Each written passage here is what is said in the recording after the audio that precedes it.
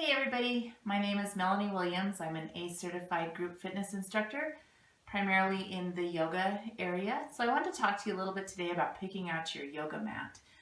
My very first mat I loved. It had a great big peacock feather on it. It was bright pink. Some of my favorite colors were in it, but I found it to be very thin. When I was doing yoga and teaching it about 7 hours a week, I was finding that the floor was coming up through the mat a little too much for my preference, causing me to have some sore knees and things like that. I loved it for the standing poses, but I found that anytime we went down to tabletop, we were doing anything on the floor, it was a little too aggressive for me, especially when I was working on a hardwood floor. So I moved up to this mat, which has a little bit more thickness.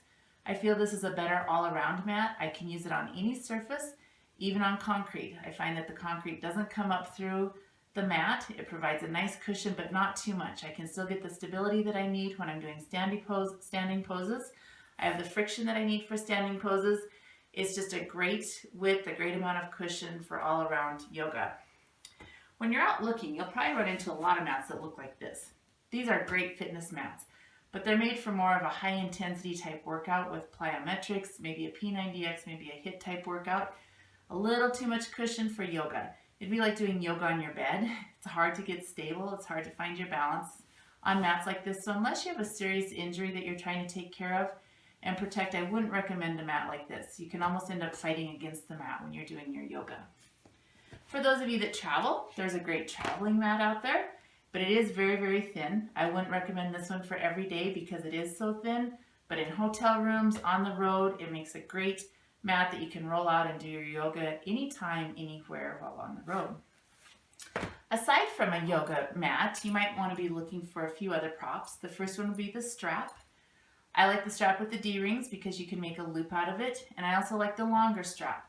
Sometimes when we're doing some lengthening, we want a nice long strap so we can really get into lengthening that muscle and we're not busy trying to fight a shorter strap. So a longer strap with D-rings would be my recommendation. And last but not least, my favorite, the yoga blocks. These are very lightweight. They're not super dense, but they're very versatile all-around blocks for many different things that we might be doing. They help us get into our yoga pose. We can carry them with us easily. It's not going to throw us off balance. They bring the earth to us. They make yoga poses more accessible. So if you have any questions, feel free to contact me. I'll have some buttons on my website. If you want to go check those out, I'll have some links to some mats and some yoga blocks and straps for you to look at.